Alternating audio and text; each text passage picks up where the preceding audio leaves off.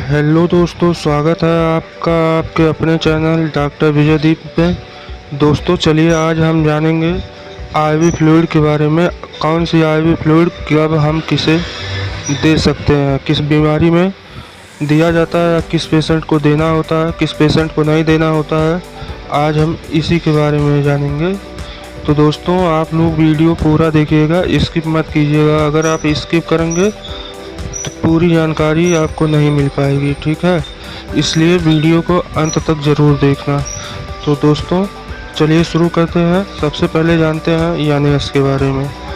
यानेस देखिए दोस्तों, 100 ml में भी आता है, 500 ml में भी आता है, 1000 ml में भी आता है। इसमें होता क्या है, तो इसमें शुद्ध पानी होता है, ठीक है, और साथ में हल्का सा नमक मिला दिया जाता है। यानी इसको नॉर्मल सलाइन कहते हैं।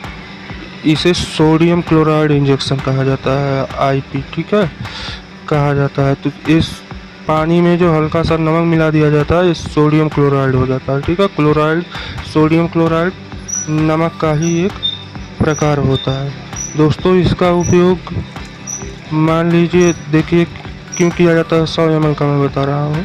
जैसे किसी को आईवी इंजेक्शन कोई देना हो, मान लीजिए कि जैसे आयरन सुक्रोज हो गया, मोनोसेफ 2 ग्राम हो गया, 1.5 ग्राम हो गया, या मोक्सिसिलिन 4 ग्राम वाला इंजेक्शन हो गया, ठीक है, स्लो आईवी जो देना होता है, उसके उपयोग में 100 ml वाली बोतल ज़्यादा आती है। तो दोस्तों ये किसे नहीं देना चाहिए, चलिए जानते हैं। दोस्तों देखिए, जिन लोगों को बीपी की समस्या होती है उन लोगों को नहीं देना चाहिए, क्योंकि देखिए जिन लोगों की बीपी हाई हो जाती है, हाई रहती है जिनकी बीपी, तो अगर आप उन्हें लगा दे रहे हैं ये इंजेक्शन, तो इसमें मालूम है आपको, मैंने बताया कि इसमें नमक पड़ा हुआ है हल्का सा, तो ये उनकी बीपी और बढ़ा देती है, ठीक है। लेकिन जिन पेशेंट की बीपी बहुत लो हो गई हो, तो अगर आप इसको दे रहे हैं तो बीपी मेंटेन भी हो जाता है। इसलिए आवश्यकता अनुसार दिया जाता है। दोस्तों इसका मुख्य इस्तेमाल होता है दोस्तों डिहाइड्रेशन के लिए। जैसे शरीर में पानी की कमी हो गई या आदमी जल वल गया हो, ठीक है, पानी की कमी हो गई हो, इसके लिए इसका उपयोग किया जाता है। और इसके डोज की बात करें तो दोस्तों 24 घंटे में 1000 ml दिया जा सकता है। ये कंडीशन पर निर्भर करता है, ठीक है। तो अब जानते हैं दोस्तों D5 के बारे में। D5 भी आता है, D10 भी आता है। तो इसमें क्या होता है दोस्तों, इसमें भी स्टेरिल वाटर होता है, शुद्ध पानी होता है, लेकिन इसमें जो 5 होता है, D5, इसमें डेक्सट्रोज मिला दिया जाता है, ठीक है, डेक्सट्रोज हो जाता है, डेक्सट्रोज इंजेक्शन कहते हैं। D5 को डेक्सट्रोज इंजेक्शन कहते हैं, ठीक है। D10 भी आता है, अगर 10 रहेगा तो उसमें डेक्सट्रोज 10 ग्राम हो जाता है। D5 है तो उसमें डेक्सट्रोज 5 ग्राम हो जाता है। दोस्तों देखिए ये डेक्सट्रोज होता क्या है, डेक्सट्रोज होता है हल्का सा, ये जो डेक्सट्रोज होता है दोस्तों, ये शक्कर, चीनी जिसे आप जानते हैं ना, चीनी का एक रूप होता है डेक्सट्रोज, ठीक है, उसी का एक रूप होता है। समझ लीजिए कि इसमें चीनी मिला दिया गया है, पानी में चीनी मिला दिया गया है, ठीक है। तो डेक्सट्रोज से ग्लूकोज बढ़ता है, मालूम है आपको। तो जिन पेशेंट को डायबिटीज़ होती है, जिन पेशेंट को शुगर होती है, उन्हें नहीं देना चाहिए, क्योंकि अगर आप दे रहे हैं तो इसमें ऑलरेडी शुगर पड़ा हुआ है, और जैसे ही आप देंगे उनका शुगर बढ़ जाएगा। इसलिए इसका उपयोग शुगर के पेशेंट में नहीं करना चाहिए। अगर करेंगे तो दिक्कत हो जाएगी, तुरंत शुगर बढ़ जाता है। दोस्तों इसका इस्तेमाल किस लिए किया जाता है, इसका इस्तेमाल ताकत के लिए भी किया जाता है, क्योंकि अगर हमारे शरीर में ग्लूकोज बढ़ जाता है तो शरीर में एनर्जी आ जाती है, ठीक है। इसीलिए भी इसका वीकनेस वगैरह हो गया, ठीक है, वीकनेस ज़्यादा है तो उसमें ये प्रयोग होता है। इसे भी डिहाइड्रेशन के लिए भी प्रयोग किया जा सकता है। शरीर में पानी की कमी हो गई है, कमजोरी हो गई है शरीर में, तो हम इसको दे सकते हैं। आदमी जल गया है अगर आदमी, तो उसमें भी इसे दिया जा सकता है। दोस्तों ये कितना देना होता है, ये मरीज के कंडीशन पर निर्भर करता है, ठीक है। इसका भी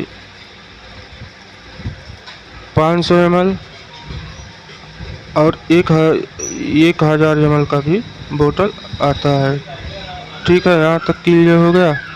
अगर कोई दिक्कत रहेगी तो आप हमसे कमेंट बॉक्स में पूछ सकते हैं। ठीक है, अब आप D5 के बारे में आपको मालूम हो गया, तो अब बात करते हैं DNAS के बारे में। दोस्तों, DNAS और DNAS कैसे बना है मालूम है? यही D5 और NAS दोनों अगर मिक्स कर दो तो DNAS हो जाता है। ठीक है, DNAS में भी 5 ग्राम डेक्सट्रोज होता है और सोडियम क्लोराइड 0.9% होता है। ठीक है, तो ये दोस्तों वीकनेस के लिए काफ़ी अच्छा होता है। शरीर अगर कमज़ोर है तो काफ़ी अच्छा है ये देना, ये दिया जा सकता है। डिहाइड्रेशन में भी इसे ही लगाते हैं क्योंकि इसकी आवश्यकता ज़्यादा होती है। ठीक है, आदमी जल गया है तो उसमें भी जलने से क्या होता है दोस्तों, पानी का लॉस हो जाता है। ठीक है, पानी का लॉस हो जाता है, स्किन जल जाता है जब, तो इसलिए इसका उपयोग उसमें बहुत ही अच्छा होता है।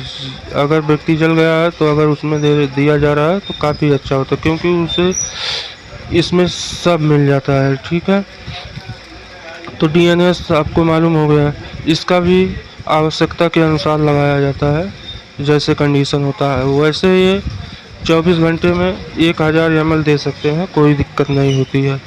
तो दोस्तों अब आते हैं हम REL के बारे में जानते हैं। ठीक है, REL का भी 500 ml 1000 ml का बोतल आता है। इसे REL को क्या कहा जाता है? Compound sodium lactate injection. ठीक है, कंपाउंड सोडियम लैक्टेट इंजेक्शन के नाम से REL जाना जाता है। ठीक है, जिसे हम रिंगर लैक्टेट सोल्यूशन भी कहते हैं। ठीक है, इसमें दोस्तों क्या होता है, सोडियम लैक्टेट होता है, सोडियम सिट्रेट होता है, पोटेशियम क्लोराइड होता है, कैल्शियम क्लोराइड होता है। ठीक है, ये सब इसके कॉम्बिनेशन, इसमें ये सब मिला हुआ होता है। इसका उपयोग दोस्तों डायरिया वगैरह हो गया, पानी की कमी हो गई, ठीक है, उसमें ज़्यादातर किया जाता है इसका उपयोग। ये काफ़ी अच्छा माना जाता है। अगर आदमी को डायरिया हो गया है और लूज मोशन होने की वजह से पानी की कमी हो गई है शरीर में, तो ये देना काफ़ी अच्छा होता है। ये दोस्तों स्लो में ही लगाना चाहिए क्योंकि अगर इसे तेज़ लगाएंगे ठंडक भी लगने लगती है पेशेंट को, इसलिए स्लो इसको लगाया जाता है। ठीक है, तो ये कंपाउंड भी आपको समझ में आ गया, REL कंपाउंड भी मालूम हो गया आपको किसको कितना देना होता है। ये भी पेशेंट के कंडीशन पर निर्भर करता है दोस्तों। ठीक है, अब REL तक समझ गए। अब चलिए जानते हैं मेट्रोजिल के बारे में जानते हैं। मेट्रोजिल, तो दोस्तों मेट्रोजिल में मेट्रोनिडाजोल होता है जो कि 500 mg 100 ml में आता है। ठीक है, मेट्रोजिल ये दोस्तों कोई संक्रमण हो जाता है, जैसे मान लीजिए कि गुप्तांग में कोई संक्रमण हो गया, पेट में कोई संक्रमण हो गया, या आंत में कोई संक्रमण हो गया, ठीक है, या फिर छाती वगैरह में कोई संक्रमण हो जाता है, तो उसमें इसका उपयोग किया जाता है। एक बहुत ही अच्छा काम करता है, इसे संक्रमण के लिए ये बहुत अच्छा काम करता है। इसको पेशेंट को देना होता है। इसका देने का जो है तो हम 500 mg सुबह शाम, ठीक है, एक बोतल 100 ml वाला हम सुबह और शाम को दे सकते हैं पेशेंट को। इससे काफ़ी जल्दी रिलीफ मिलती है दोस्तों, कैसा भी इन्फेक्शन क्यों ना हो, ये बहुत ही जल्दी काम करता है। ठीक है, तो मेट्रोजिल के बारे में भी आपको मालूम होगा। दोस्तों आप जानते हैं पैरासीटामॉल इन्फ्यूज़न के बारे में। तो दोस्तों ये 100 ml में 1000 mg पैरासीटामॉल होता है। इसका उपयोग किया जाता है अगर बुखार है पेशेंट को, ठीक है, ये IV लगाई जाती है। अगर बुखार कैसा भी हो पेशेंट को, ये देने से बुखार कम होने लगता है, तुरंत काम करता है ये। और अगर दर्द है शरीर में तो भी अगर आप इसे दे रहे हैं पैरासीटामॉल इंजेक्शन लगा रहे हैं, पैरासीटामॉल IV, तो बहुत ही अच्छा फील करता है पेशेंट, क्योंकि ये दर्द में भी काम करता है और इतना अच्छा काम करता है कि पूरे शरीर का दर्द तो ख़त्म कर ही देता है, और साथ में बुखार भी, कितना भी तेज़ बुखार क्यों ना हो, ये तुरंत ख़त्म करता है उसको। ठीक है, तो इसका उपयोग किया जाता है, ये सुबह शाम लगाया जाता है। सुबह शाम एक एक बोतल पैरासीटामोल देना होता है, इसका यही डोज होता है। ठीक है, इसका उपयोग टाइफाइड में, मलेरिया में, बुखार, किसी भी प्रकार का बुखार हो, इसका उपयोग उसमें किया जा सकता है। तो दोस्तों, अब जानते हैं हम मैग्नीटॉल के बारे में। मैग्नीटॉल इंजेक्शन के बारे में जानेंगे। मैग्नीटॉल IV।